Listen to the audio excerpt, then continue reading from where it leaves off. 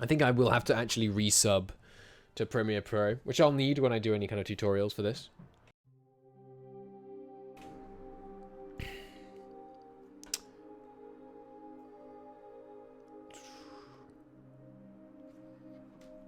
UI. No bias? Of course. Why would there be any bias? Okay. It takes a little while, quite significantly longer than 2.5 to load up. In case you're wondering. At least that's my experience.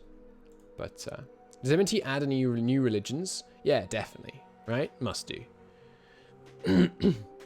None that actually spring to mind, to be honest. But that's because I'm boring and I play in Europe. But I'm pretty sure yes. Dualism, yeah, good point. Does add dualism. Yeah, there's the Finnish paganism. Good point, good point. It renames some as well, I think. Oh. Smack myself in the tooth with my tea mug. Romova, true. Let me resume this autosave. Yes, as Sabab is mentioning in the chat, the component of the mod, which is the religious component, how do you say it, by the way? It's digratia or digratia. Is still heavily under development. It's not nearly done, and as I have mentioned, and as I will continue to mention, this is an alpha build, so you know, make all necessary allowances. Likewise, it takes a lot longer to initialize the game now, because lots of the things that used to happen in the initialization steps as you first unpaused happen, I believe, basically now. And yes, I'm sure I shouldn't be seeing these, but I think I've already reported this particular bug, and it's just because of when you if you save the game before certain events have finished firing. It's not a problem. I wish you were. I would have thought you were pretentious enough to know Latin. I do know. I know some Latin. I know quod erat demonstratium, which, I mean, QED. I know some Latin. There you go. That which was to be demonstrated. Dei gratia. Dei gratia. Not sure. Latin is really literally phonetic. Yes, but I can barely read. Anyway, this is not true. Okay. The UI looks the same. Did it not save my change? It didn't save the resolution change because EU4 is an extremely well-designed game. But, don't mind me. But it should be a bit clearer for you now. Is that more legible? Okay. We're not actually playing as the Ottomans today, although we are doing a campaign as the Ottomans at the moment on the channel, which I will be adopting to 3.0.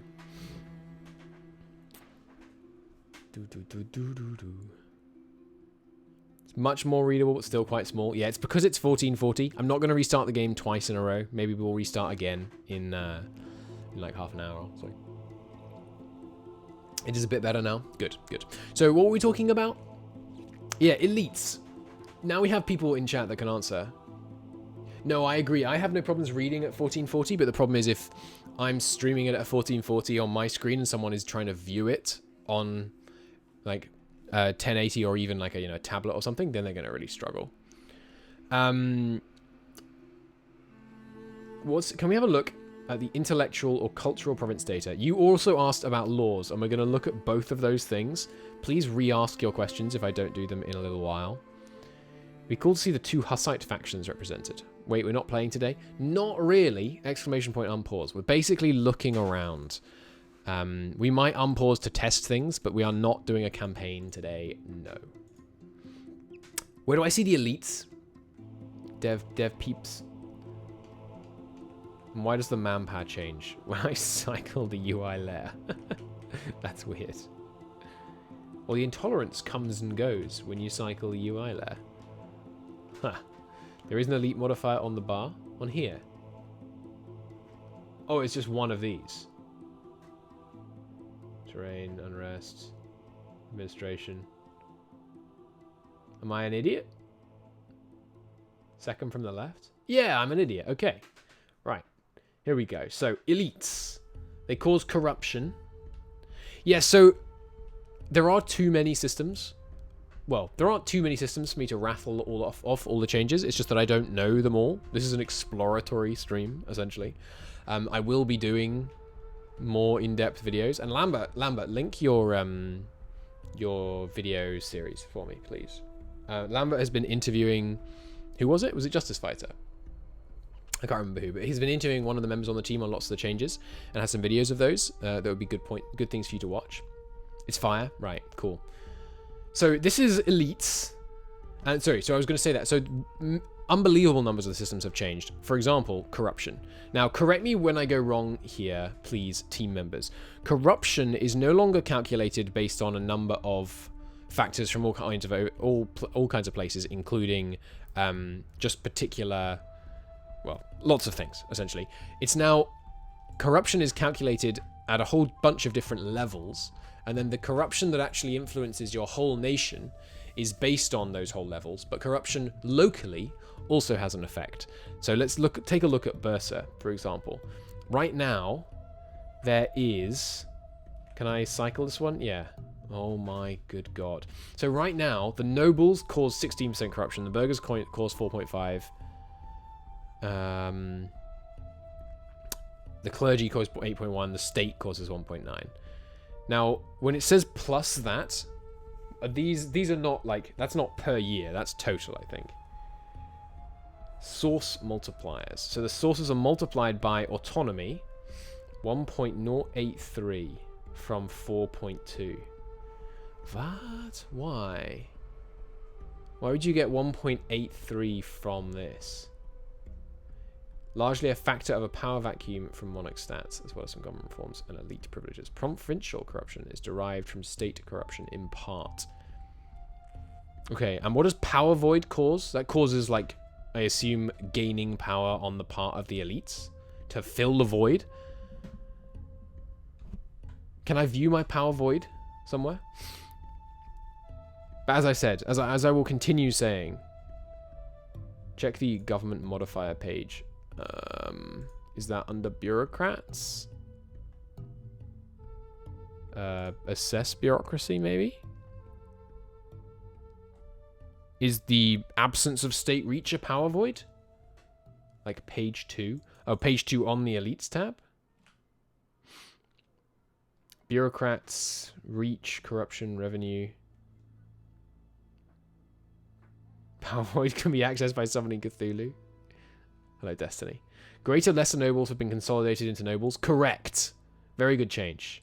The nobles are now just more or less powerful, but they still have that darn privilege, which makes them all promote and get more powerful. Second tab on the country interface. I don't know what you mean by country interface. I'm sorry. Do you mean like the Pantheon icon? Like here? Left of the bird. Yeah, okay. Government. On the government tab. The government tab, which we're referring to as country interface, like that's just a thing. Let me, why has the music stopped? Keep playing. Okay. It's one of these, is Power Void. Okay. And there's tons of new stuff here, obviously. There's no Power Void. Maybe because I haven't unpaused for long enough. Country modifiers, one of them is executive authority. In here or just in here? I'm assuming in here. Executive authority. Here it is, executive authority. Okay, stay Harvard for God's sake. Okay. So, it tells us his skill, tells us the impact of the ruler, which is 60%. Institutions have an impact of 40%, centralization has an impact of 0. And the executive power is the sum of our monarch points, which gives us 13, or 72.7 authority, which gives a power void of 7.7. Okay. What is that power void calculated from? Like, is it less than 666, or is it more complicated? One of the yellow stars, thank you. Executive authority represents the political power of the executive over the state. and the ability to exert that power. Absolutist rule can empower strong leaders and unleash their potential, while strong institutions or representative rule can help prevent a weak leader from unleashing instability and chaos. Okay.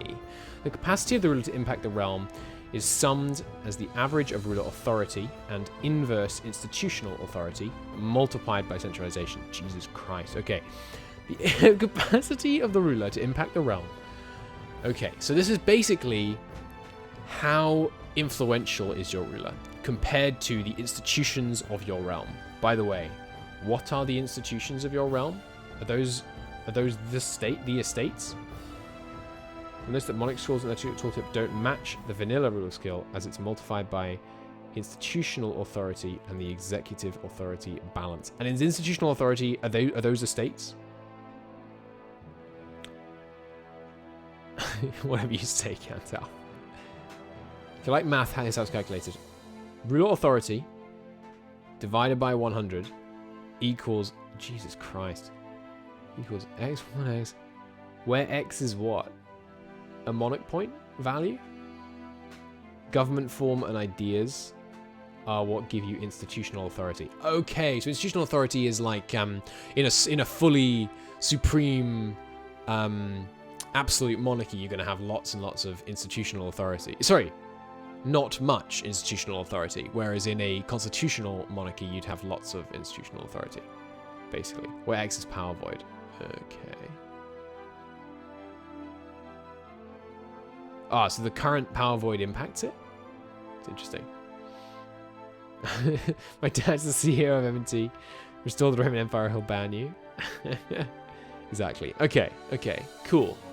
And you may have already answered this, but power void, I mean, it would make sense that what power void does is make the ruler less impactful? Or is that just what executive authority does, and then power void is another impact? Basically.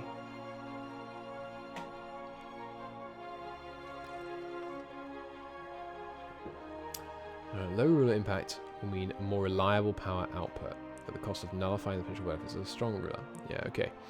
Power void currently just adds corruption. Okay.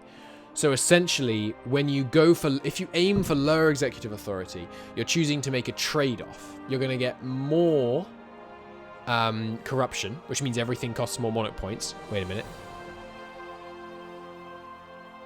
Yes, okay, good. They haven't changed that. It does, so you're going to, everything's going to cost more monarch points, but you're going to get more monarch points from your monarch?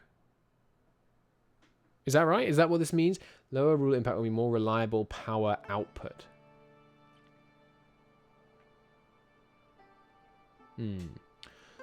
Less executive power, the more power void. Yes, understood. So the seesaw is between how influential your monarch is versus how much power void you get. But what's the direct impact of high executive power beyond low power void? Full executive authority means pure stat transition. Full institution means basically any monarch is a 4/4/4. Okay. Okay. That is interesting. Okay, so you're basically trending 4/4/4. Excuse me. Without disinheriting, 4/4/4 is really strong.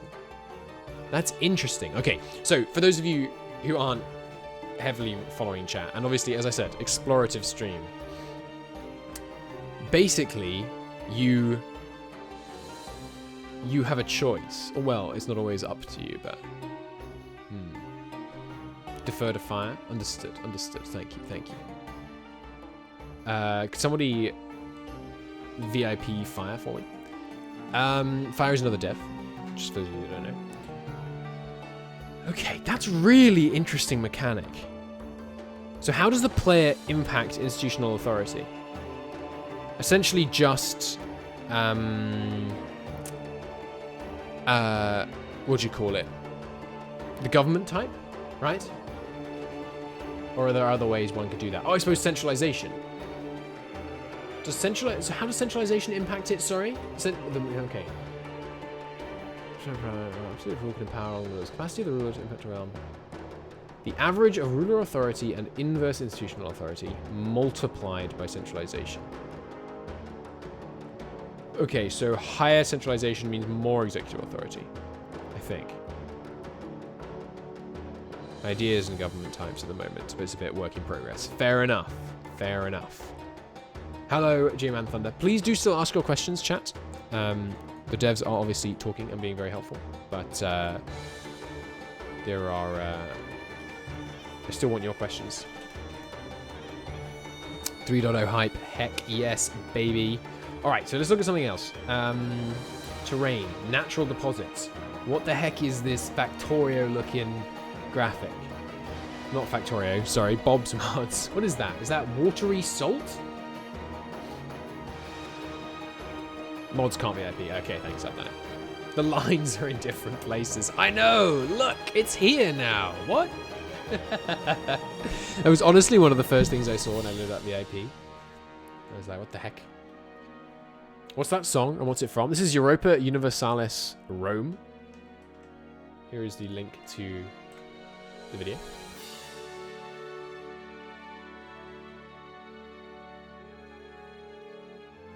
Sea salt, of course. Okay. From the sea. I think he meant the song. Are you ever going to try removing mana to make it less abstract? It's already kind of removed. Oh, the mana is misaligned. Someone get Pel. The mana is slightly misaligned. I'm gonna put that. I'm gonna report this bug live on stream.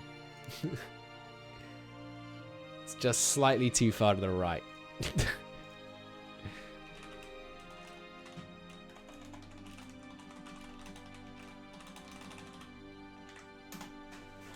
There we go. All right. Institution boosting is like boosting the stats of a ruler, like a steward. Institution authority like boosting the stats of a ruler, like a steward boosting country stewardship. That makes sense. So, but the institutions are always a 4/4/4. That seems really interesting to me, and of course that could be flexible. I feel like that should change based on the kind of quality of the institutions, but that could be really difficult. I mean, that could be very, very complicated. It's basically a hedge against your ruler. A good ruler will be able to do less good, but a bad ruler will be able to do less damage. Yeah, that makes sense. That makes sense. I like why you actually want to be, you know, constitutional monarchy. Or a constitutional republic. But preferably monarchy, so you don't have presidents. Anyway. Let's look at... I was asked ages ago to look at reforms and laws, and we're going to do that. And good lord. I should close this, but I just don't want to because I want to keep seeing it. So national income. Ooh. What is this? Is this the income? This is the income of my state per year. Numbers do add up. Hey Siri. What's 6.79 times 12? 81.4. They do not add up. What is that number? Advice is now much cheaper. Normal part of your mana flow. Its own. So this is like meant to be the default income.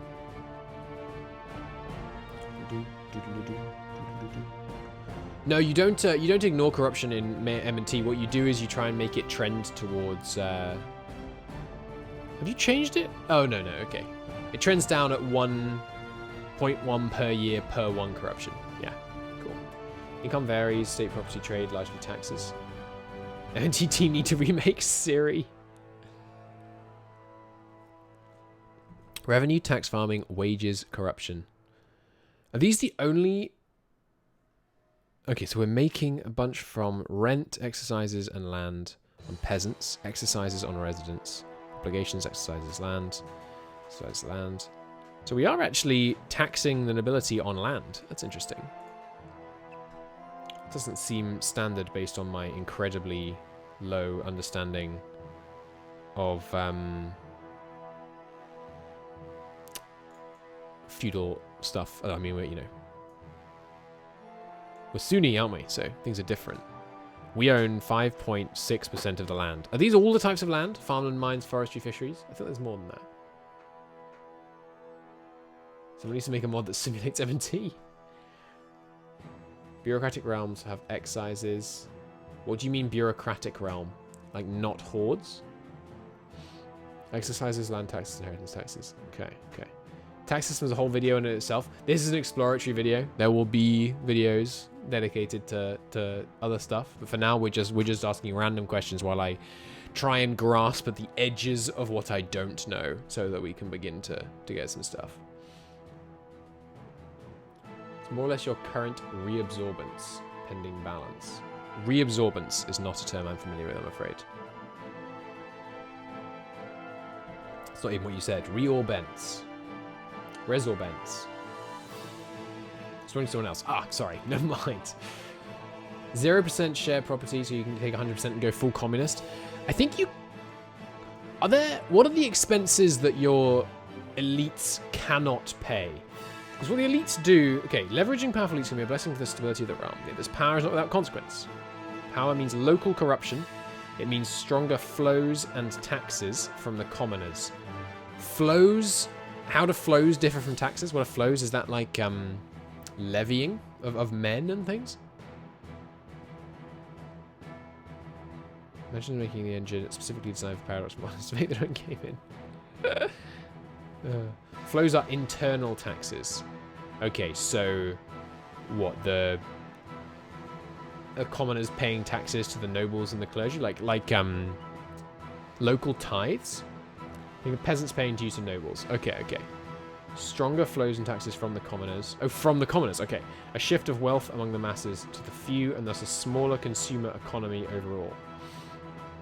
Okay, so if you get too powerful elites, wealth concentrates in their hands as opposed to in the general population, which causes all of the problems that we all know too much about from the news.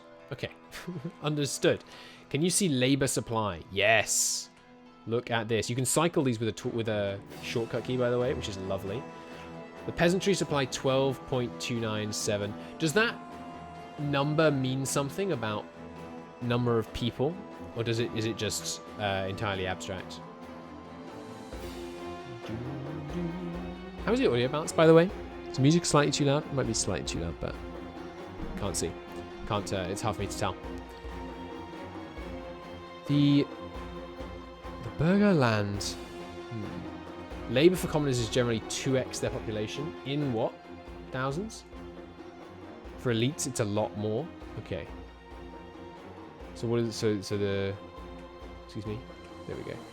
The urban population... The peasant population here is 82,000. It doesn't represent population. It's just a value. Okay. Is there a way to amplify labour? I think I saw something about that in one of these. That's more productivity of the... By the way, this tooltip could be slightly more... Can I just make sure I've understood this tooltip? What this means is no state, meaning not in this state, there is any extraction infrastructure. Is that right? Industries, constructions, buildings, demand labor, provinces supply it. Okay. And the supplying of labor, is that flat, or does a more literate peasant deliver better labor to a activity that requires literacy? State is not paying any maintenance for extraction in that province. Yes, so... But the thing is, so what's happening here, I think, is that there is no unit, or there aren't enough units for rank 1 extraction infrastructure, correct? Easy tooltip, but that's your maintenance of the property. If you abandon maintenance, everybody else will cannibalize your share. Ah, okay, so it's just my maintenance? It's not actually the level of infrastructure?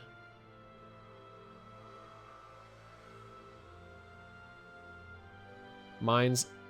where's extraction? Yeah, so extraction is... Yeah. Mines and misc industry. I assume misc industry is things like getting at that sea salt. Good lord, this is such a cool way to display it with these drawn things where you can hover on different bits of it. I love that. So cool. Pop promotion system is still in.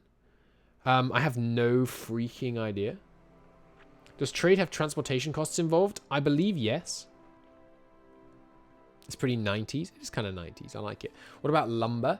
Lumber is produced in forestries. But when it says no state forestry maintenance, does that mean there's no...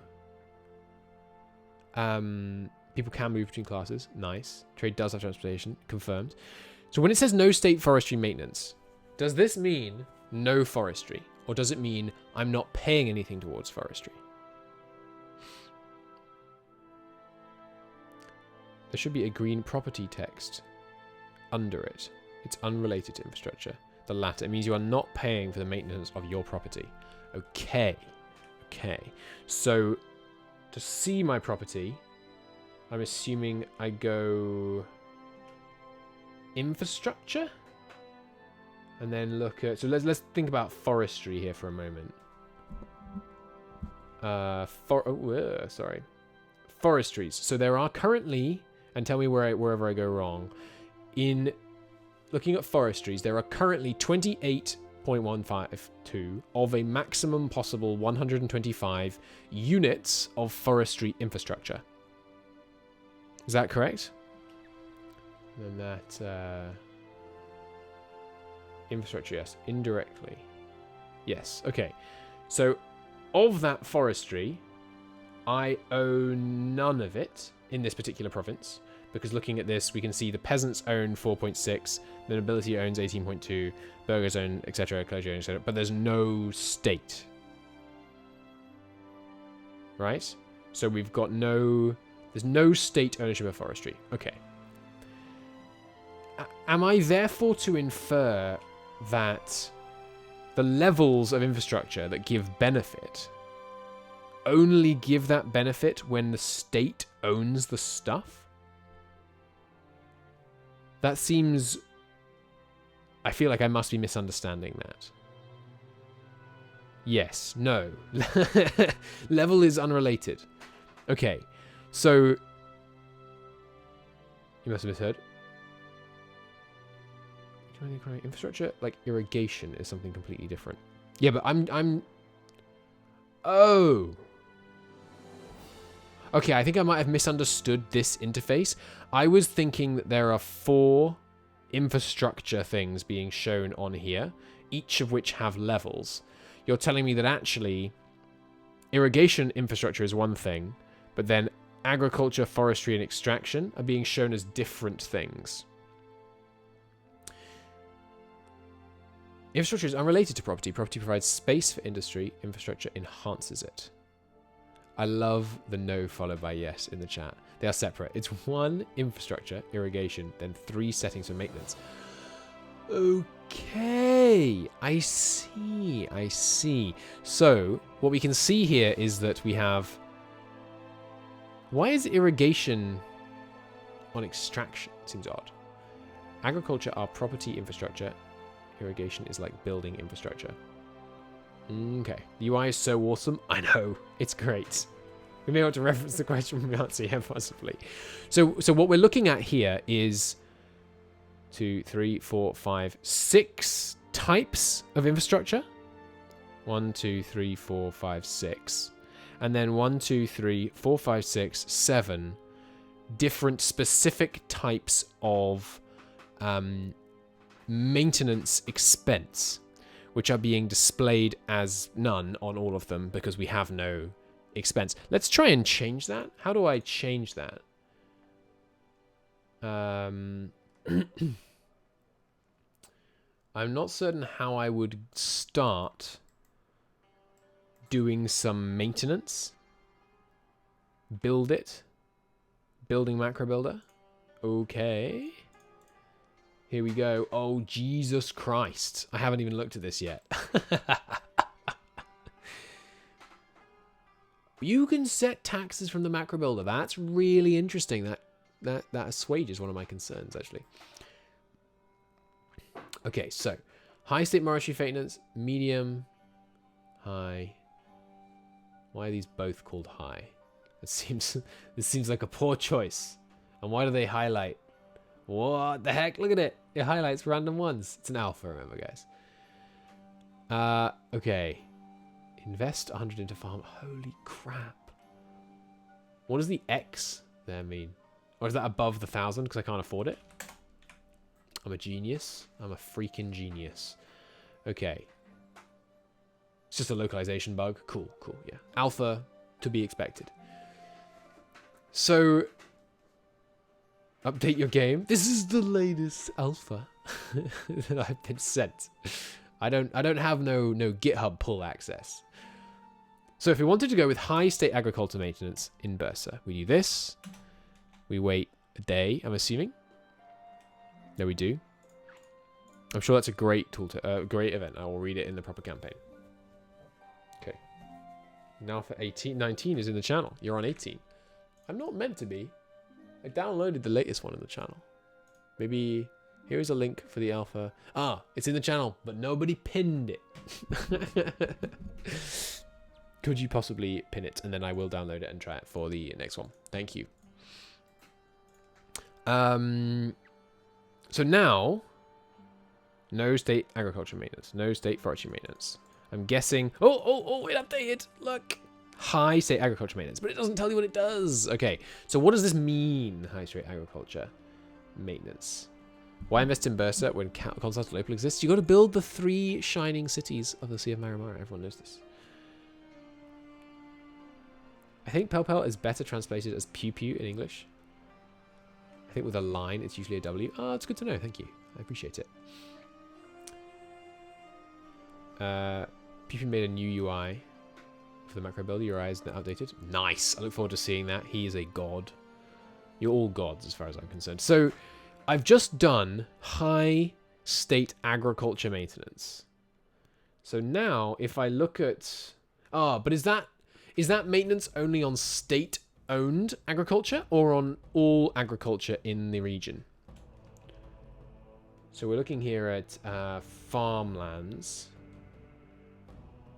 Is it that simple? Farmlands maps to agriculture? If so, I think that name should probably be standardized, but it might not be that way. Yes, only what I own. Okay, so we're now increasing the maintenance on the state stuff. It's an automator enabled by default that assigns maintenance based on whether this is profitable for you. Good to know. Thank you. If you own 0 farm minutes, the maintenance will be nothing. But in fact, we own 2.54. And that little house, the colony symbol, that means property, right? So we own 2.54 units of farmland property. And then... amenities, UK, maintenance spending. Why am I not seeing... Oh, because it's irrigation that's the thing that would be on this screen. Okay.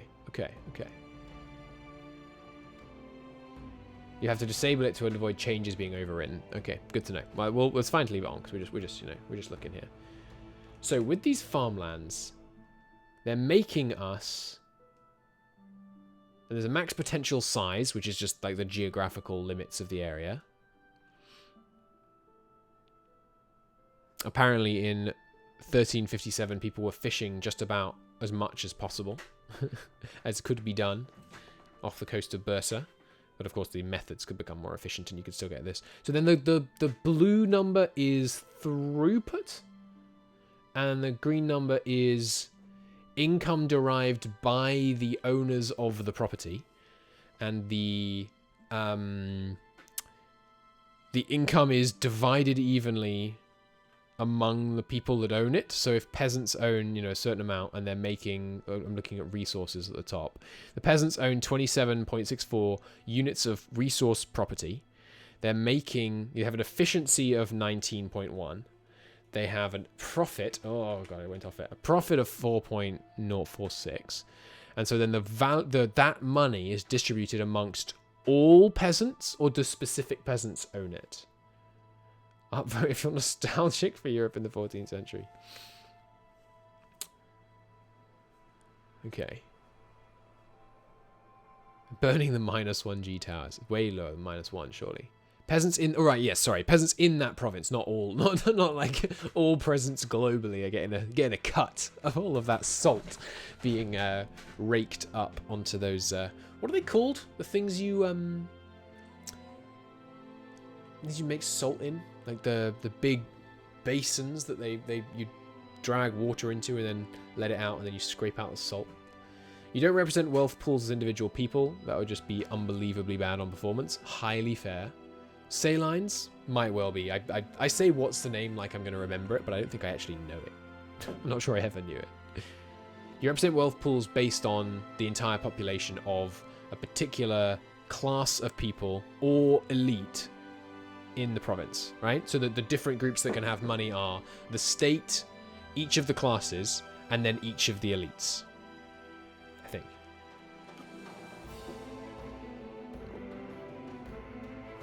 Check the elites modifier. These are the power brokers, medium between the province. Well, the power states somewhat exclusive. Okay, so their power to do in their... Okay, we can see their wealth. Ah, so but not only elites have wealth, right? The people have it as well. Yeah, exactly. No worries, no worries. So they have wealth. Can you tax pops in uncored provinces? I believe so, but the autonomy will be very high.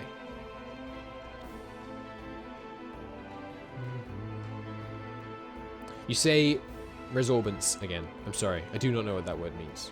I'm gonna Google it. In fact,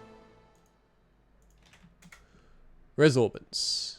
Definition of resorbent: swallowing or sucking in again. What?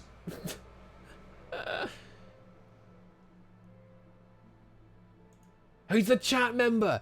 That's that was somebody else asking the question, and I was like, "What is this weird word he keeps using?" I'm sorry, resorbents.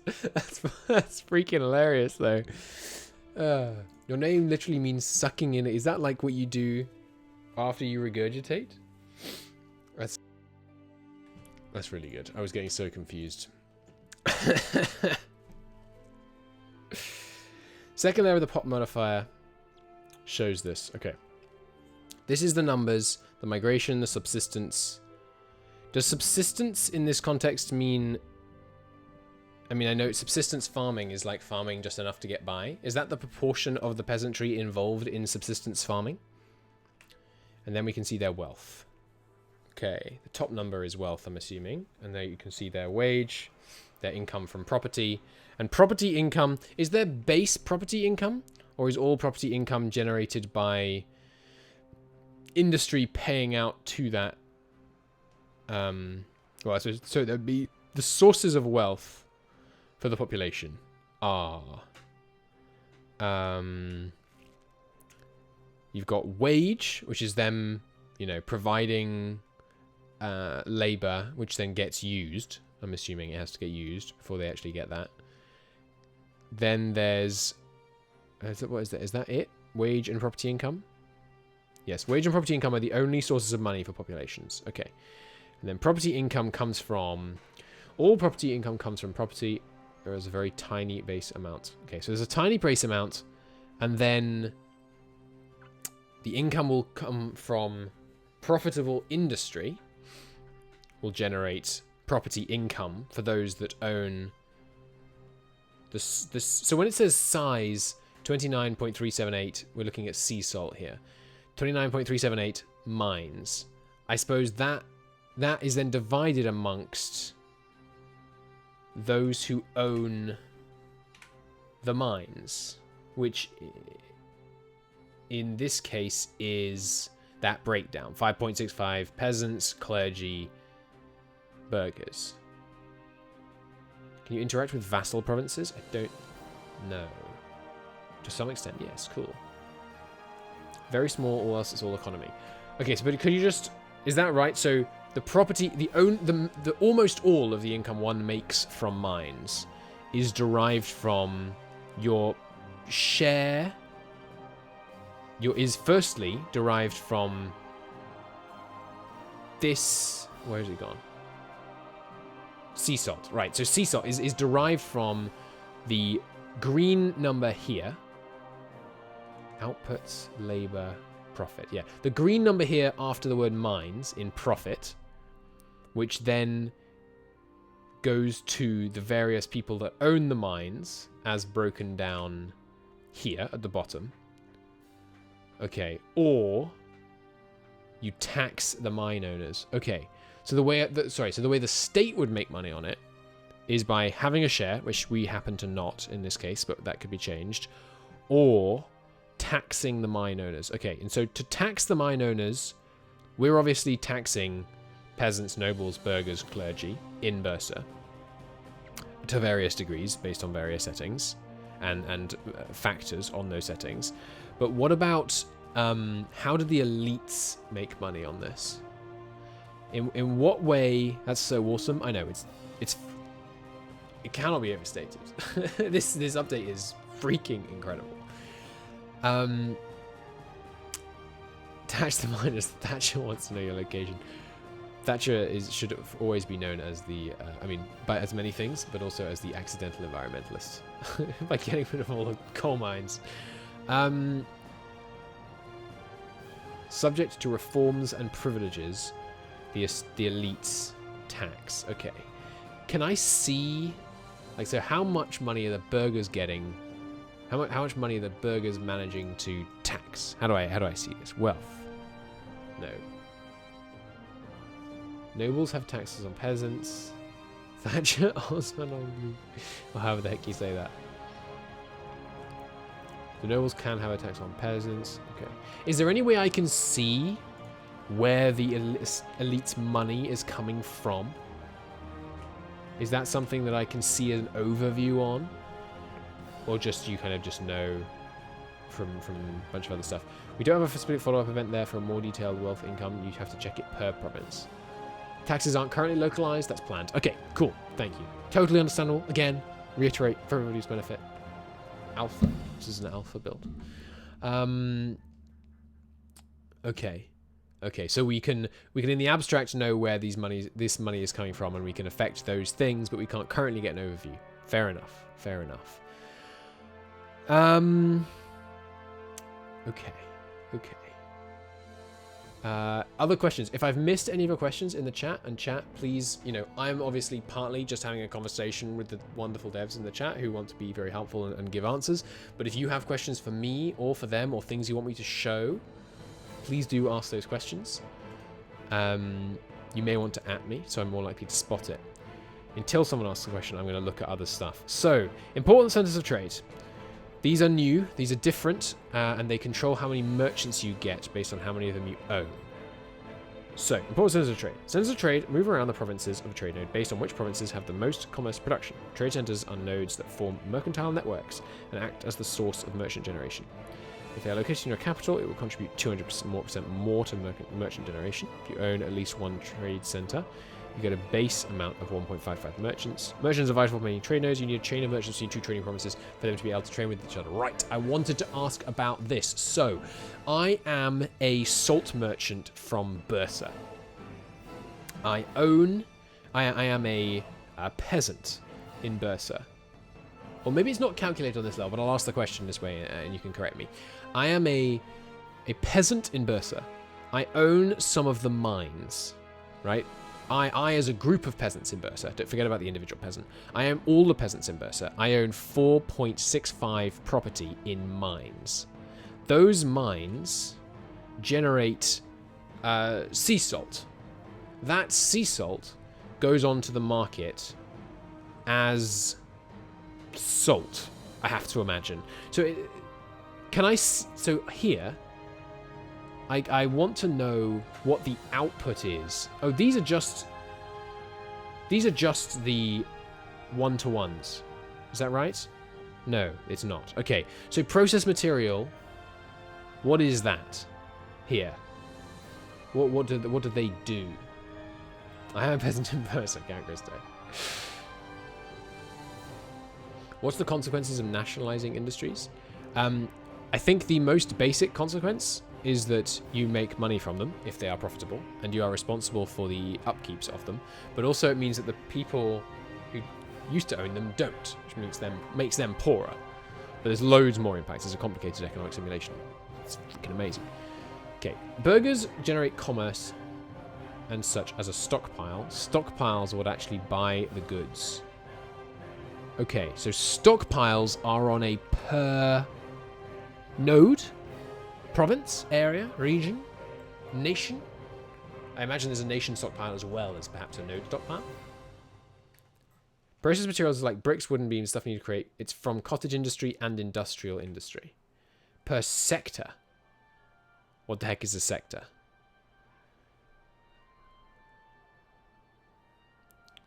Same tag, same node.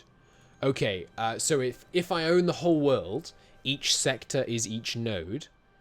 If the world is divided into 2 nodes and 1 state owns each, there are 2 sectors. If the world is divided into 2 nodes and 2 nations, each of which own half of each node, there are 4 sectors.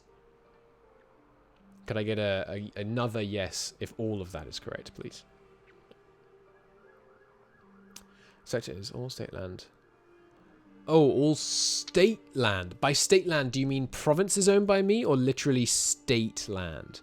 Yes, and also yes? Okay, nice. Thank you for making the clip, Gandalf. That's funny. I am a salt merchant from Bursa. The timing on that is really good. Let me crank the audio volume for a second. I love this clip. I am a salt merchant from Bursa. I am a peasant in Bursa. It's really good. I like that. Thank you, Gandalf. Okay.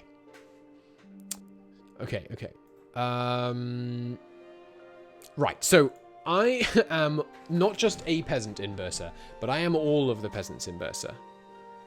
And... well, no, forget that. I am the salt. I am not even the peasants. I am the salt being made in Bursa by this industry. The quantity of salt being made is a problem for another day. I am this salt. I go into the sector stockpile, which in this case is common between these provinces, the ones owned by me in the Bursa node. Who can buy me? Down here, salt is a way of life. So who can buy this salt? And here is my guess. Everyone in the Bursa node. Maybe everyone in my country gets preference. The stockpile will buy salt for the price in that province. Okay. And then sell it to anyone who wants it. Okay. So the stockpile is... You don't actually sell the salt when it's produced. You don't sell it to a consumer. You sell it to the stockpile at a certain price. Okay. If it's subsistent, it can't be sold or bought by other nodes. When you say subsistent there, do you mean... I saw subsistent in a tooltip. Do you mean a specific game value? Or do you mean, like, if all the salt is needed locally, it can't be bought or sold by other nodes? Otherwise, it's free game. M&T confirmed free game. I mean, M&T is free, and there's a humble bundle, which might have ended now, but I'm not certain if it has, where base game E4, which is all you need to play M&T, is like $1. Output times subsistence is taken as subsistent goods. Okay, where do I see subsistence? I will be honest with devs in the chat. When I first started looking at some of this stuff, I thought maybe it was too complicated and it was not displayed in a way that made it easy enough to understand and interact with. I have wholly changed my mind. This is unbelievably brilliant, and I am so happy about it. So subsistence, I just want to nail down subsistence first before I move on to other questions. I swear I saw subsistence somewhere. Yes, okay. So, subsistence in the province of Bursa is 26.4%, and therefore all goods... Music's a little loud. Thank you. Thank you for the call out.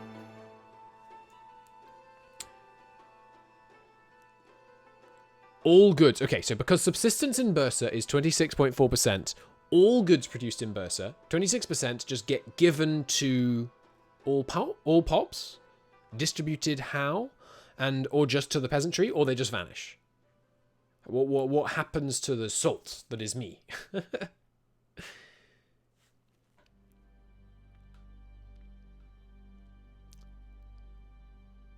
Okay. So the 26% means that the salt that I am gets made in Bursa, it gets sold to the sector, and then 26.4% of the salt produced here...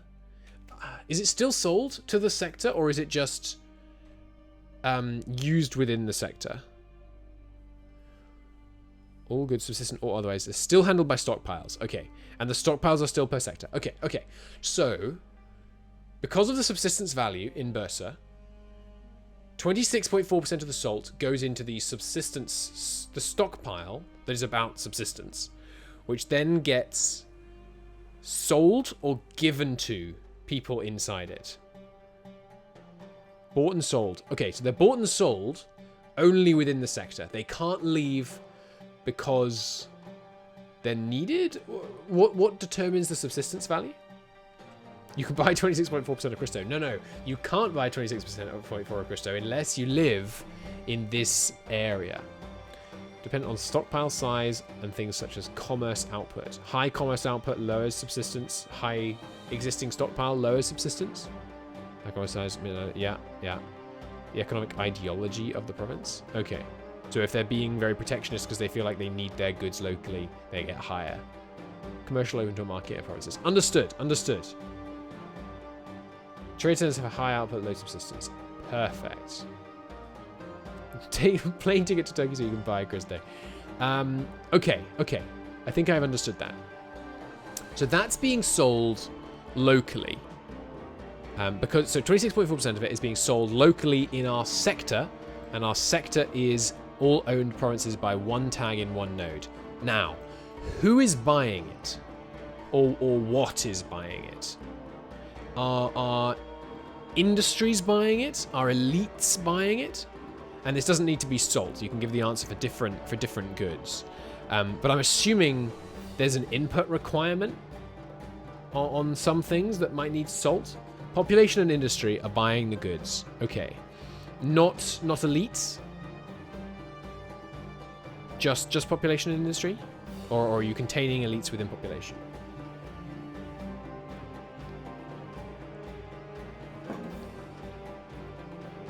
Population including elites. Okay. And do the elites have a distinct demand from the general population? Or is their demand part and parcel of the population demand?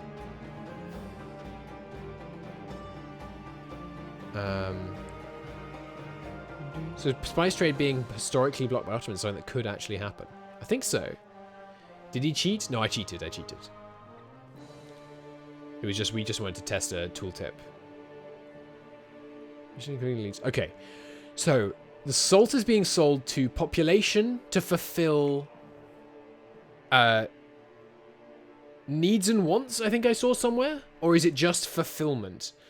A realm is only part of the population. Essential prosperity is the effort to improve fulfillment, the realization of their wants and needs. Are wants and needs two different things? Or is fulfillment the relevant thing here? Each class has a unique demand. Fulfillment represents how much of that demand is met. Can I see that demand somewhere?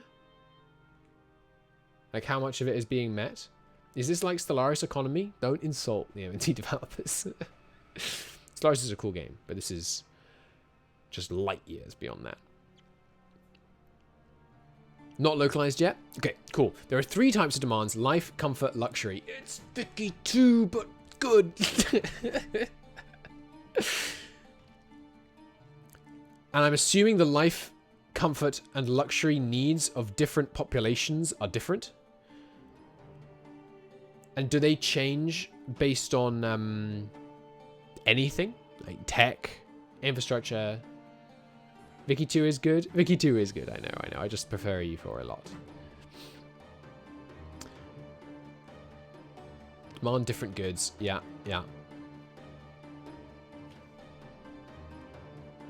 I'm glad you like the stream, Looper. I can totally sympathize with other streamers wanting to kind of just like get in and play, but this is my jam. The idea is to change some of that with time, but not right now. Okay. Biggest single rise in demand is having demand fulfilled.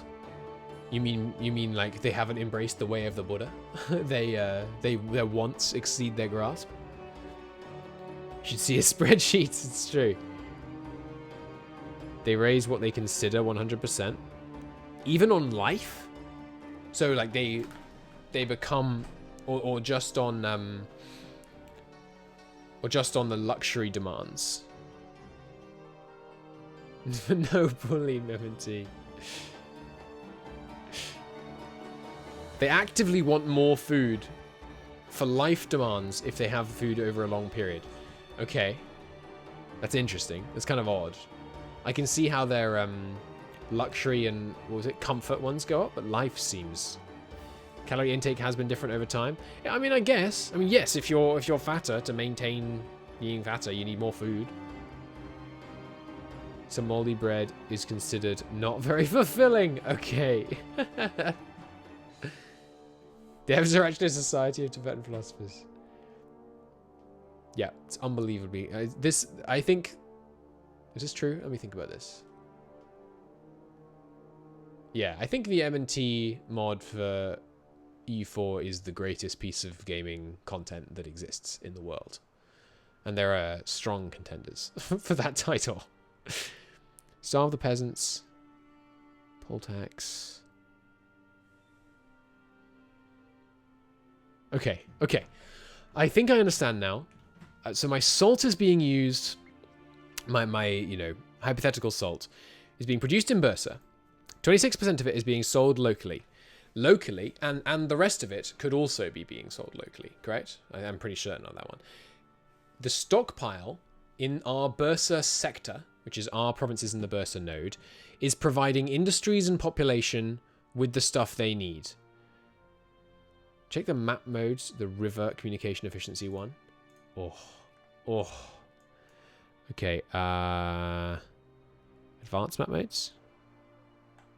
Could you give me the ones to get to that? Is that maybe economy? Economy modes. Here you find a selection of economy map modes. None. Okay. The remaining 70% gets sold locally or in adjacent. I can walk you through SMM. I do not know what SMM is. Advanced and then other. Thank you. Advanced, other. River sections, or maybe communication efficiency. Let's go to river sections. Special map modes? Yeah, for sure, but not now. I think I'd rather get to grips with the systems rather than the ways you interface with them, mostly, to start with. And just set the entire world. Camera uses calculations. This orange is very difficult to read. That might just be me. I sometimes have a difficulty with orange and red, but I think the orange on blue is not great. Get value range, absolute linear. Jesus, this is complicated. You can save these, right? in the thing, you can save particular custom map modes.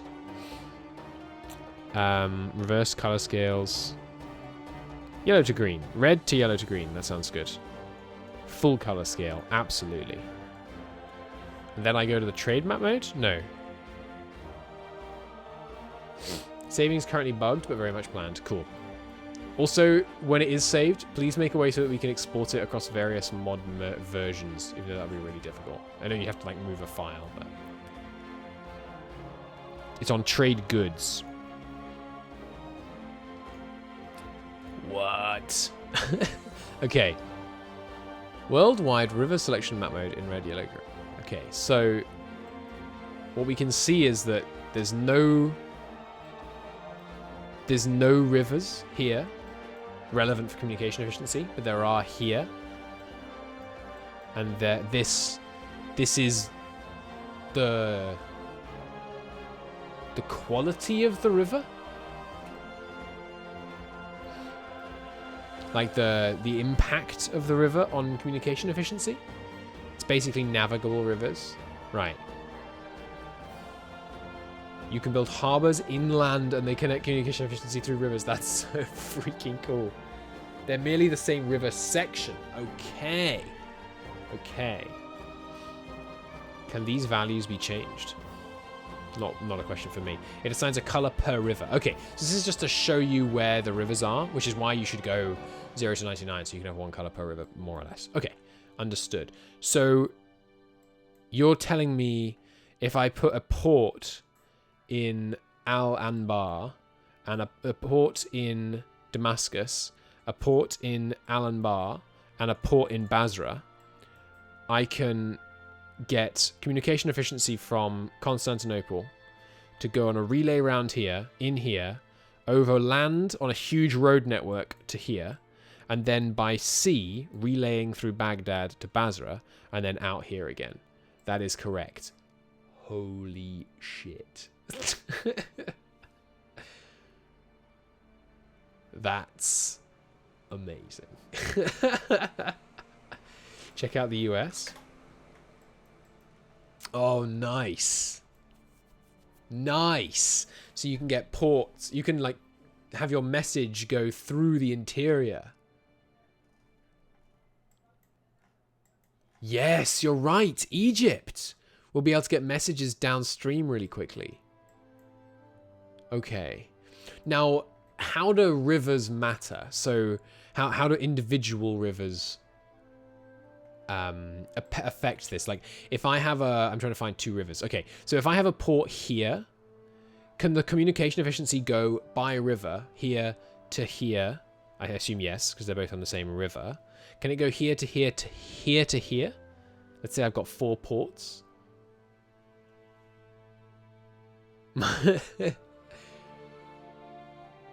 France's inland rivers? Oh, yeah. No. Defer to fire. Okay. So it would have to go here to here, overland to here, and then on the river here to here to here to here. They have to connect to the same rivers. That makes sense. So you've got, like, portage between here and here. Is portage? Is that the right word? Portage. Yes. Carrying watercraft or cargo overland. Okay.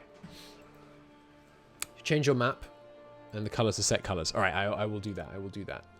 Special map modes. Advanced. I forgot. Other. River sections. Entire world. Get value range. Absolute linear. What was it here? Those rivers don't connect. Yeah, that makes sense. Set colors. Oh, I was just reading that as like the instruction. Like, choose one of these to set colors. Set colors. Give me... I don't seem to have up to 100. Just 33. Okay. And now reopen the map mode, I'm assuming. Okay, cool. So now we can see each of the individual rivers much easier. Okay, so you still need multiple ports in here.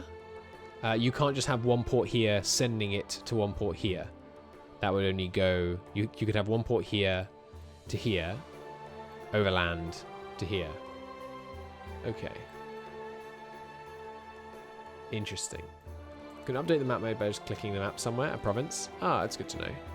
Oh. Is it changing the colors? No, it's keeping the same ones. Okay. Okay, so the Danube is suddenly interesting. We can have a port relaying. Oh, and you can click to show. Wait a minute. Wait a minute. I don't think that's right. Okay, because there's several using the same color. Understood. Understood. Click on a given trade guide to put how so there's the same value. Great minds, they think alike. Oh. You can send a message from Prague all the way to right next to Lubeck. So to all the way to Hamburg by river. Holy crap. Okay, so let's talk about communication efficiency. If I want to be Bohemia, first off, if I want to get a message from Prague to what we're going to call Lit. Okay, so what affects the communication speed between Prague and Lit, if it goes over land, is pathing infrastructure level and terrain. And that's it, assuming no capitals. Is that correct? Are there any other things that modify it? Like, is there a like, is there tech, more admin, more CE? And then if I have a port here and a port here, it's just harborage infrastructure in each of these, or both? Certain national ideas. Okay. River just bypasses all terrain. Okay, is that the only difference it makes? So if I had a port here and a port here, the only difference to communication efficiency would be that it would be as if the terrain factor was 1, and then you applied this modifier, this embark cost 60%. Whereas the embark cost here is 100%. Okay, so 60%. What is the embark cost? Big cost is embarking. Embarking takes time, so rivers are good for long trips. That makes a lot of sense. Communication efficiency going from Prague to Hamburg is going to be determined by the embark speed, harbour level, distance on the river, and disembark speed. Okay. So does it not make sense to relay anymore? Why would I relay if that's the case? Or do you have to embark at every province? Terrain has no impact on the speed. Okay. It does not make sense to relay with rivers. Okay. Okay. Interesting. So what you want to be doing with... It's point to point. Okay. But if I wanted communication efficiency to get here to all of the province... What is this river, by the way? I know I should know this. This isn't Elbe, is it? No. Elbe... Wait, where's Berlin? Berlin's like here. Maybe that is Elbe, or is this Elbe? Anyway. Having harbours help along the way. Mittelmark is Berlin, yeah. I think this might be Elbe. That is the Elbe. Oh, I'm so clever. So if... Okay, you embark here. You move. Movement speed. Is the size of the province still the thing that's used for... sorry, no, it's not size to province, is it? It's point to point that determines it. If you want to disembark somewhere, you need a port. Yes, understood. And when you say need a port, that means have at least one rank of harbourage infrastructure? Yes, my wonderful girl. Hello. I will turn off my camera. Give me mere moments. Good night, my lovely girl. Sleep well. Very good fun.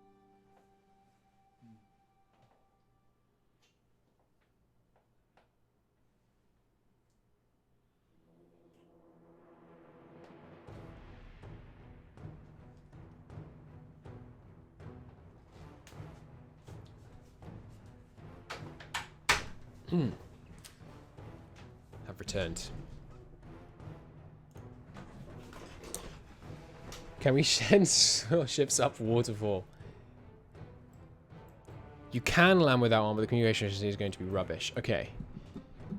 And when we say port, sorry, just to confirm, we mean ranks of harbourage infrastructure. We do not mean units of harbourage infrastructure. Units have no impact except costing maintenance and when you have enough generating a level of infrastructure. Correct? Chain of ports. Yes, and that's a good question from Kenken. Kenken? Saying that right? Ken, maybe? You still relay at sea? Do you with this? As far as I can... Or maybe you don't have to relay, but you have to disembark your CE once every X days? You don't think sea relay ports work anymore? Okay, that's a shame. I wonder if that might be working, but... Communication, because relay ports make a lot of sense, right? It should take less time to sail from Amsterdam to Gibraltar if you can resupply and get fresh sailors and things. There's no need to disembark every X. Okay. That doesn't seem right. This also doesn't seem right. Why isn't Heidelberg on this river? Maybe there's just no good port in that province. Instead of hopping from port to port, you just go... Oh, sorry, that was a question. So you just go from A to B, and a great port and a great port. I mean, that makes sense if you wanted to send a message as fast as possible from A to B. It just makes less sense if you think about it from like a trade perspective, I suppose. You go from Canada to Japan in a single trip. I mean, that that did happen in the time frame. I think. I'm not sure about that particular one, actually. My nautical knowledge is shaky in the Pacific. What time is it, by the way? I should definitely go to bed soon. And yes, I'm assuming the speed up and downstream is the same, because that would be really annoying to try and make it otherwise. Even though that makes less sense, but I mean, you know, with something like it's not a big deal. Here's a question. Up downstream is the same. Yeah, I mean that's fair. Here's a question: are canals factored into this? If I build a canal here and here, can I send communication efficiency down it?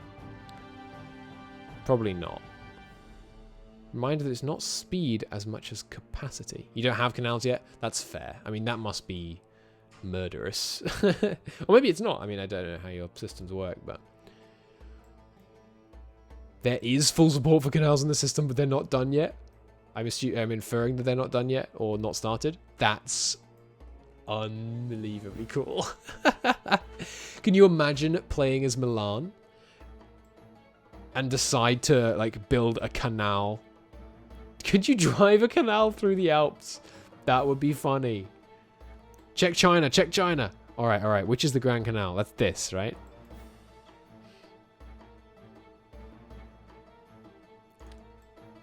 Which is the Grand Canal? It's somewhere around here, isn't it? Is there a modifier I would see, or like a special building? Is it this? The giant one going inland. This is the Grand Canal? No province indication. Okay, fair enough. More China favoritism. It's the link between the delta and the north. Delta and the north.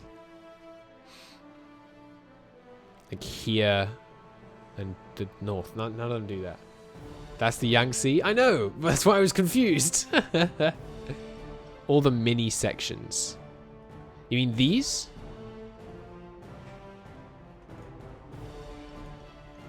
Oh, hang on. You mean... Do you mean this one?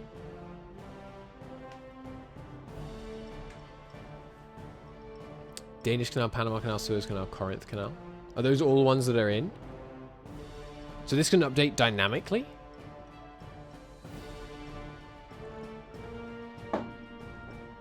Okay, that's amazing. Or even theoretically can update dynamically. That's absolutely amazing. Theoretically, you can have dynamic. Holy crap. Yeah, that's real cool. What will they think of next? Okay, so now, finally, this was asked so long ago. Let's look at laws. So these are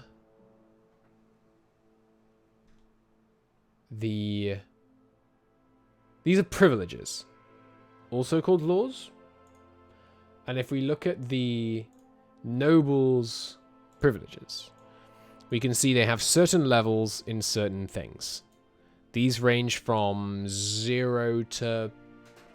Is it just X to X? Or is it always 0 to 5 or 1 to 5? These are rights. Reforms are like laws. Privileges in the estate stream, yeah. These are privileges. These seem like similar stuff. Let's look at this. Tax obligations. Change cash dues to noble administration. Okay, so right now we have cash dues. I mean, cash dues, I'm assuming. No.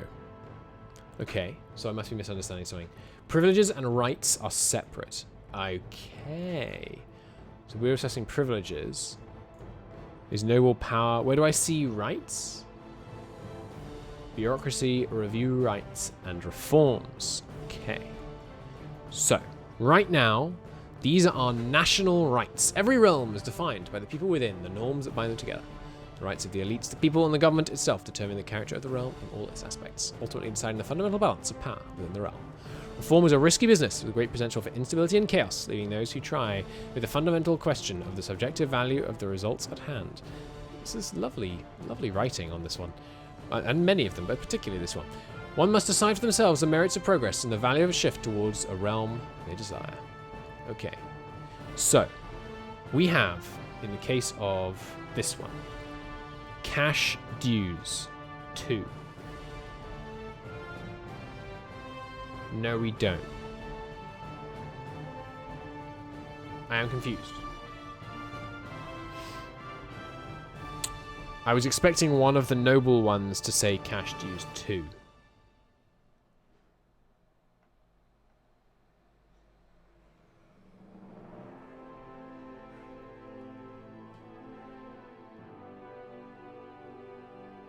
Why not swap the UIs of the government reform screen with national rights? Because that would be an ungodly quantity of UI modding, which might not even be possible. And they also use these. It's true. These, I would like there to be more complexity on how these change. But, obviously that's, you know, underway. I need help. This tax obligations. So this is red, which means I'm taking away a right. Villa reforms have is heavily work in progress. Yeah, I can tell that. That's noble obligations. Okay, in green.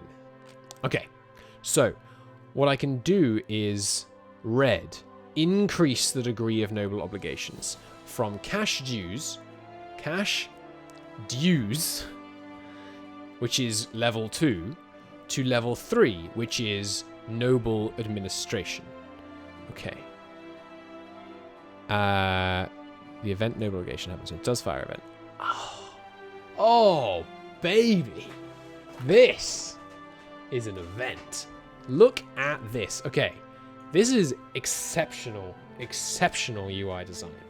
You want to know what noble obligations do. It tells you what your current one does. You click it, it tells you the options, and there's tooltips telling you what each of the different ones do and the requirements for them.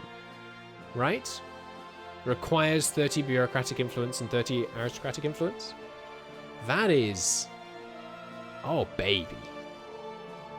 Red doesn't favor whoever the icon is next to them. Green does favor them. Okay, this does require... And the green and red on here means have or don't have, I assume. But I have 66 bureaucratic influence. Maybe just because it hasn't... You know, I haven't unpaused. And it gives you more tax revenue from nobles when it's high, but less manpower, less investment in feudal levies, and less noble gravity. So you get more nobles. And gravity, does gravity affect just moving from class to class, or does it also affect like growth rate from birth and stuff like that? Influence requirements can be supplanted by forming a pact with that class. Ooh. You need 66 bureaucratic power, not influence. And bureaucratic power is shown here. That one? That has to be 66? Jesus. Influence is the faction. Manpower, you might want to give it a service dues. I think so. No, you want to give cash. Oh, service is more manpower. Yeah, you might. And they also invest more in feudal levies. Investing in feudal levies. Now, what does that mean? It means Holy Mother of God. Look at these. Just look at these. You see these, chat?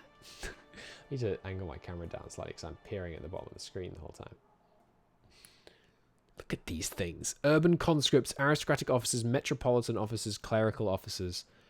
We can get warrior monks, dude. The spending. You're spending on training or reinforcement. There's a levy size of peasant levies and noble knights. Their spending, I assume, increases the size of this levy. Check the vanilla UI in the bottom right corner of your screen for factions. What? Ooh. Ooh. I didn't open this before. Bureaucratic, aristocratic, spiritualist, It really should be spiritualistic if you want to stick with the ick. Metropolitan and chiefs. Okay. And these rise and fall based on modifiers that we will worry about another day. Okay, and to make certain changes to rights, the factions have to be at certain degrees. Okay. And the dominant faction, does that have an impact? Leading faction, more autonomy, more legitimacy. Ooh, spiritualist, interesting. Lots of different modifiers on these. More corruption, but way less autonomy. Less material cost for projects, wow. The bureaucracy is better able to expand to meet the need of the expanding bureaucracy. This is... So this is influence. Those are influence checks, which are these. Okay. How much they're literally spending on their levy to manpower. Okay. My god, dude.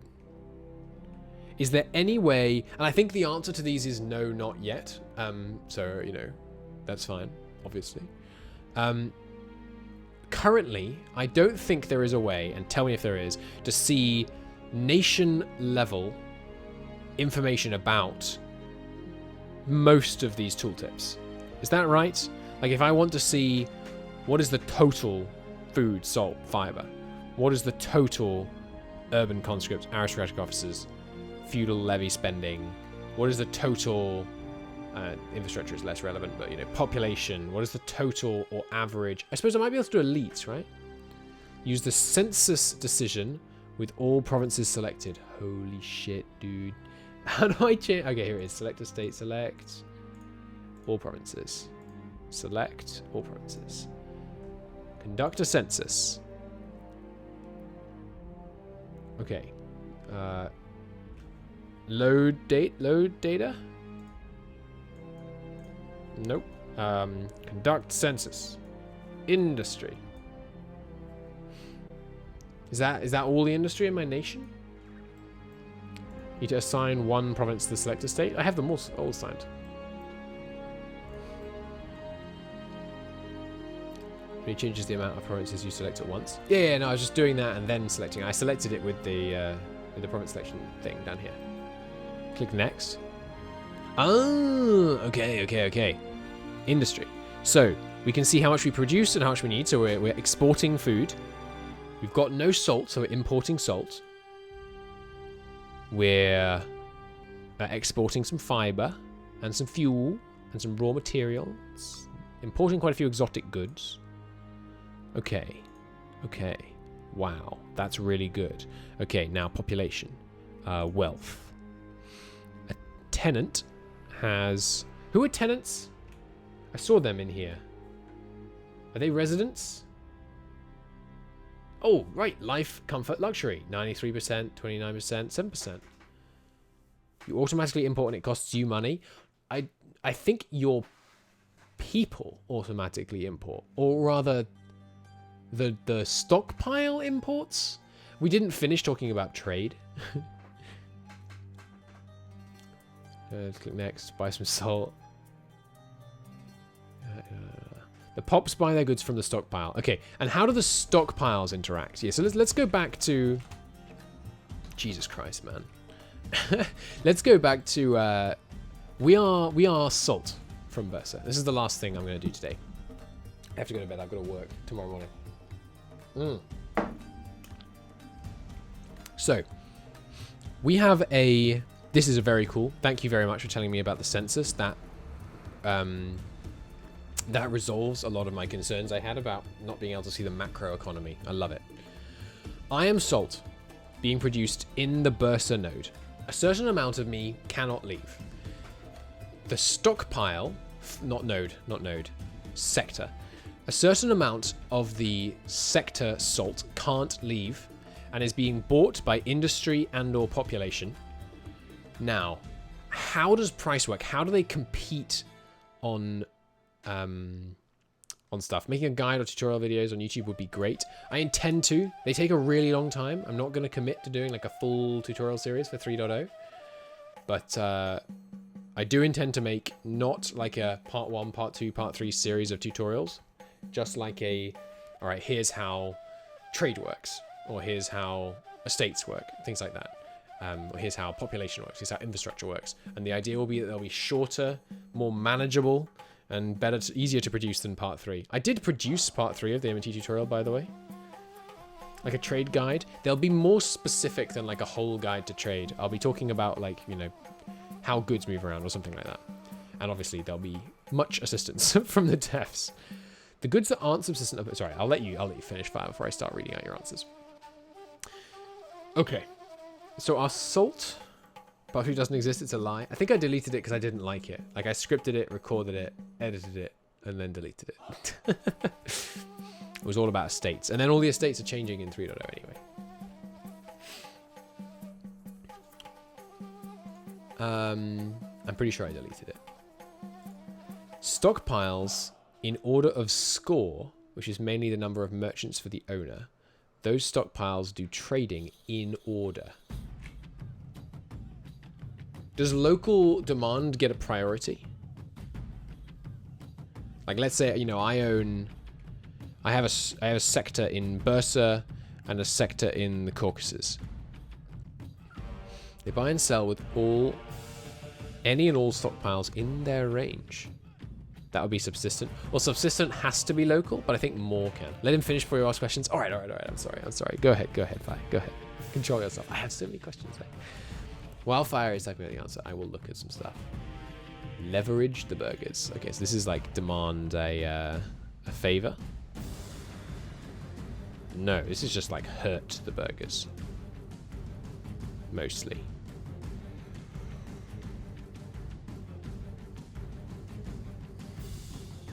What a sector needs, the sector will do everything it can to do the necessary goods. Distribute it between the provinces inside. Okay. Leverage is either weaken or demand. Okay. And then I can support, which is like gifts. I've looked at some of these. Oh, but some of the gifts give distinct benefits to you. Wow, that's a huge stability increase interval. For employing a statesman, that seems extreme. Obviously, you know, balance is TBD in some ways. I don't doubt. Okay, so the stockpiles, they aren't subsistent to put into the stockpile. The goods in the stockpile, in order of score, trade with each other. The merchants decide when a stockpile is in range. Okay, so for there's a stockpile in my per sector, right? So right now, in the Bursa node, there's one stockpile, 2 stockpile, 3 stockpile, 4 stockpile, 5 stockpile, 6 stockpile. Or do sectors interact with a stockpile for the whole area?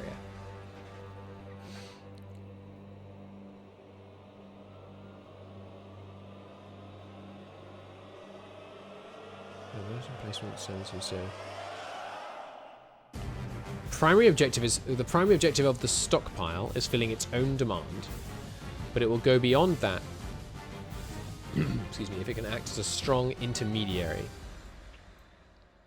I'm not quite sure what that means, as a strong intermediary. Like if it can make a lot of money by buying something from over here and moving it to over here.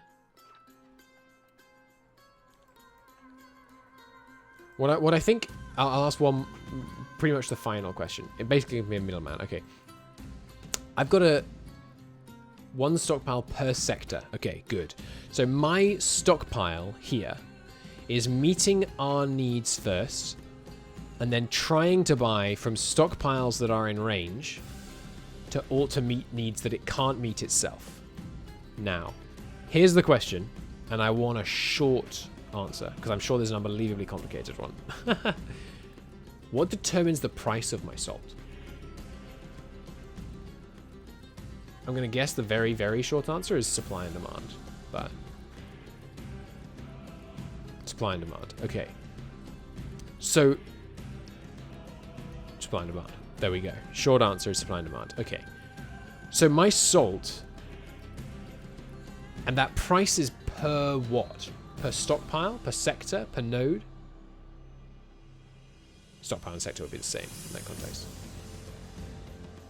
The more sold, the higher the price goes next time. And it's per sector. Okay. So, if I create high demand for salt in my area, the price will go up, and therefore this sector will sell to me preferentially over selling to this sector. Because if they have spare.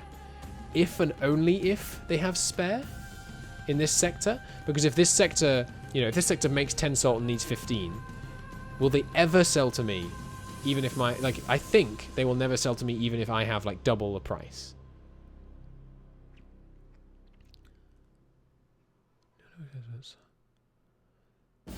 Sector. Opinion factors in. You create a huge armament industry, starting wars and calling everyone in is a valid strategy. For everyone buying armament products. Okay. Opinion factors in. So, if Hood of Endegar loves me and hates these guys, they might sell to me even though these guys have a better price on their salt. Which I need. That's correct. Okay. Now, can I get an answer on specifically, will these people ever sell me salt if their salt needs are not met? It distributes its orders for buying and selling based on the price of each node.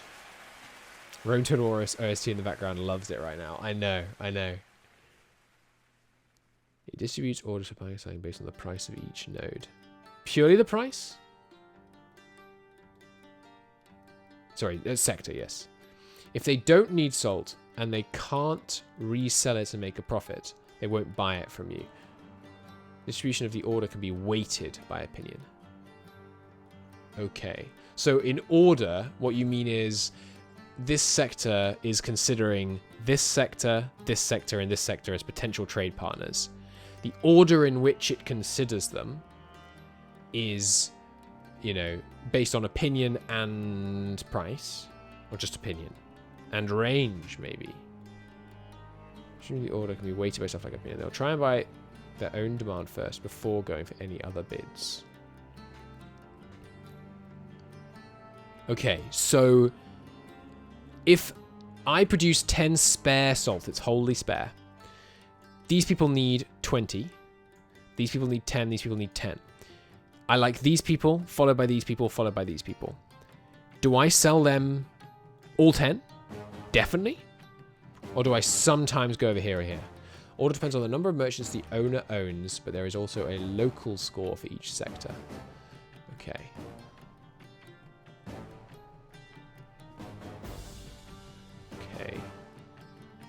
The sector will sell to the guy who is the most profitable target. Okay, in range. And range is determined partly by me having a chain of merchants. And by a chain, do we mean touching nodes? Or do we mean nodes with connections between them in the right direction? I think direction is irrelevant. It's his turn to sell. Oh, the order is not like this sector looks at this one, this one, this one. It's like all the sectors in the world go in a certain order. Range doesn't matter. Range depends on merchant chains. Check connections. By connections, do you mean these connections? Or do you mean something else? It doesn't pick one sector. It distributes its purchases amongst them in a weighted distribution. That weight is price. Trade always happens between provinces belonging to the same sector first, then abroad. Always first, then abroad. Thank you. That's very helpful. Does it go abroad preferentially internally, intra-empire, rather than extra-empire? Nodes with connections. Direction is relevant. You definitely meant to put relevant, not irrelevant. I may have misunderstood that then. So the trade, Venice trades with Adriatic. Yes, so Venice trades with Egypt, Lower Danube, Aegean, Upper Danube. Equally in both directions. Bidirectional trade. Okay, yeah. I say yeah, like that's not freaking incredible. But that's really good. Okay. I think I understand that. So now price, essentially, I mean, how simple is the supply and demand formula? Like if the price, if demand and prices per stockpile, so basically a stockpile will steadily offer more and more and more and more and more money until it can fill its demand, and then it will offer less and less and less and less and less and less and less, and until it, no longer meets demand, and so on, fluctuating. Once they resolve bids and offers inside the same sector, they just see who is the most profitable and most distribution.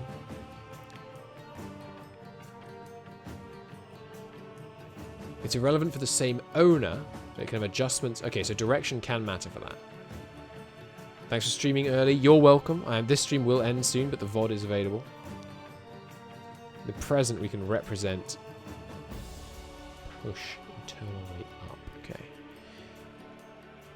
Yeah, so that's a good question from Ken. Does the price just go up indefinitely?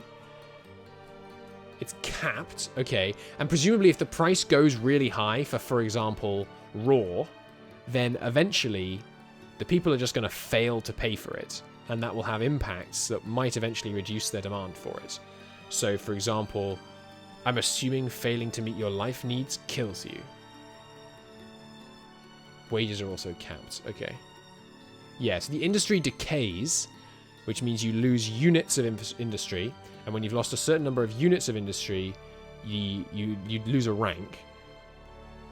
Yeah, okay. So the price, let's say the price of raw went through the roof because someone else was demanding tons of it.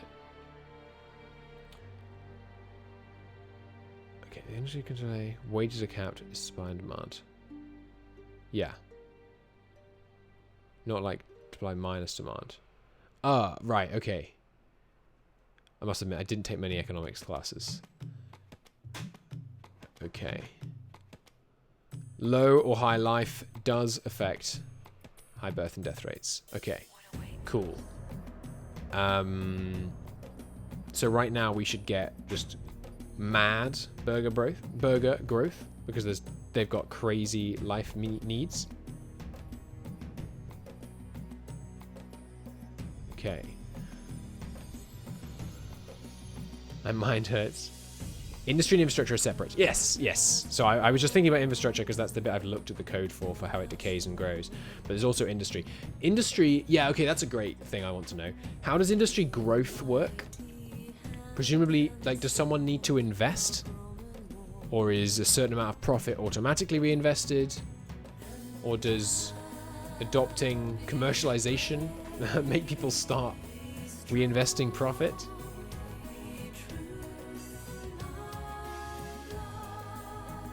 Industry naturally expands beyond manual investment. When I say someone invests, I include POP. Like, do POPs invest, or does it just grow when it's profitable? It has a complex heuristic model. Holy shit, it's time for me to go to bed. They don't invest. Okay. They maintain the property. TradeLink is 2 nodes with a chain of merchants that follows the vanilla links. But not necessarily directionally, I think. When an industry expands, they try to participate in that expansion. Okay, so an expansion of the... oh, here it is. Look, it outputs naval and luxury from ship industry. Inputs fuel, fiber, raw, urban. Expands based on profitability. Okay, so profitable industries get bigger, other ones get smaller. And when it expands, what it tries to get 1 unit or some unit of property larger. And that requires something. What do you mean by participate in?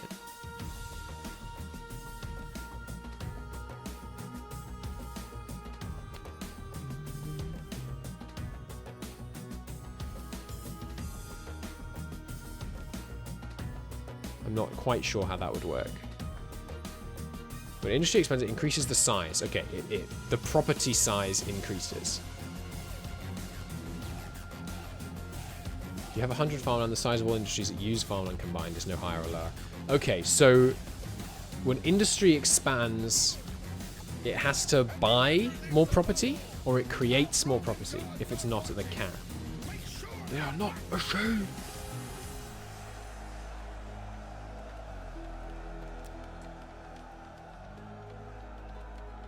When the size increases, classes will try to get their hands on the new expansion. Based on wealth? Bids? How does that work? All farmland industries competing within the same property space. All industries that use the farmland. Okay, so right now, here, there is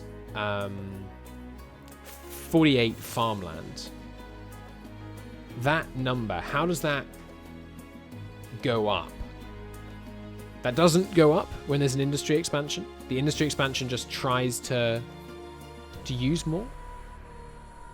Expansion is basically creating new labor. New labor means more outputs, more inputs, and more consumed inputs. That's basically the cycle of expansion. That makes sense, but what I don't understand is how the expansion relates directly to property. You do not need to understand it to play well. I'm sure that's very true.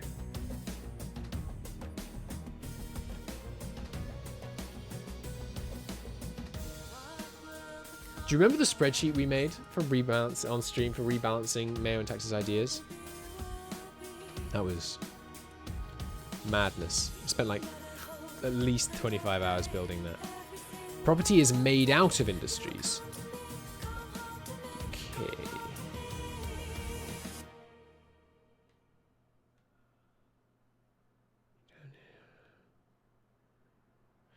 Okay, so when the ship industry expands, they invest in property. Oh, sorry, okay, classes invest in property. By classes, we mean the different classes of population. They invest in property, creating new property. Yes, okay, and expanding property means more property in more industry size. They all scale directly. If you have 100 farmland, you build another 100, all industries double in size. Okay, so populations invest in property, increasing its size limited by natural limits in the province. When you increase the size of, say, ships, industrial property, you increase the size of shipping industries. When the shipping industry increases, it's about who's using it. So, okay, so when the shipping industry increases, the armament industry necessarily decreases?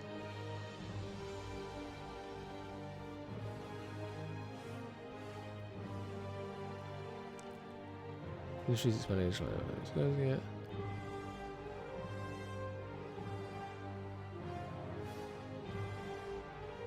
History increases. What happens if all the industries? Property that grows and declines everything. Okay. I will need to come back to this and get my head around more of it. It's almost 1 AM. I have to work in 8 hours. If they're not profitable, they shrink until they are. Okay. And when we say shrink, the property... the property size shrinks or the share shrinks?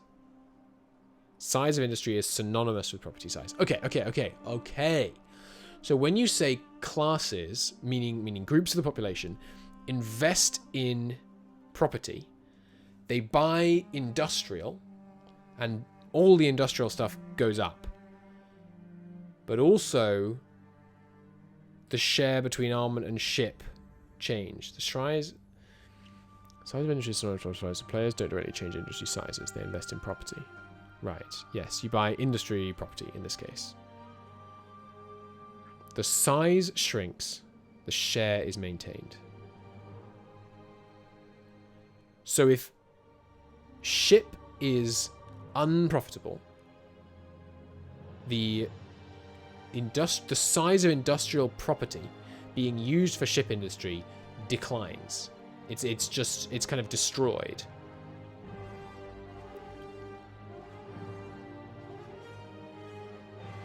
Farmlands is made up of industries like wheat and rice. If you have 100 wheat size, 50 so, $50 your farmlands is 150. If wheat increases by 25, yes. Okay. Okay, right. In which case, the let's get farmland on screen here.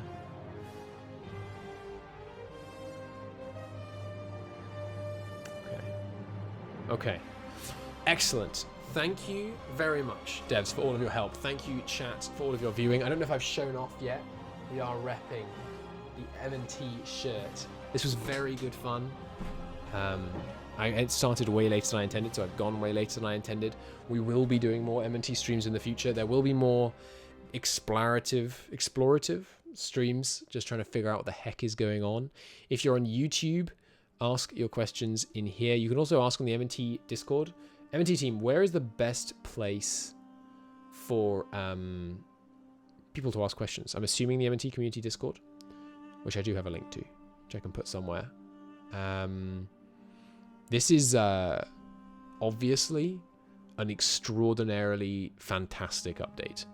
We're going to do campaigns in it, and we're going to do videos on how bits of it work once I have a grip on it. Thank you very, very much. Discord, make sure to preface. Yeah, I'll remind them to preface questions. Thank you very much to all the help from the devs and obviously all the work developing it.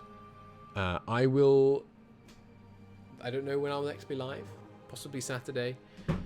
Anyway. This is just the alpha. Also worth noting again, this is just the alpha. There's even more. But this is... I mean, this is something right here. This is really something. Thank you for watching, everybody. I will see you on the next one. Farewell.